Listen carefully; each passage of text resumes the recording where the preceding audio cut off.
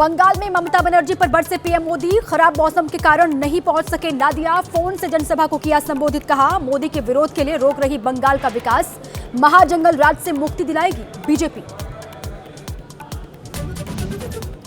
जी Ram ji bill पर कृषि मंत्री शिवराज सिंह चौहान का बड़ा बयान। बोले, बंगाल और पंजाब जैसे राज्यों में मनरेगा में भ्रष्टाचार। नया बिल विकसित भारत की रखेगा नींव। राम जी के नाम पर मिर्ची लगी तो मैं क्या करूं।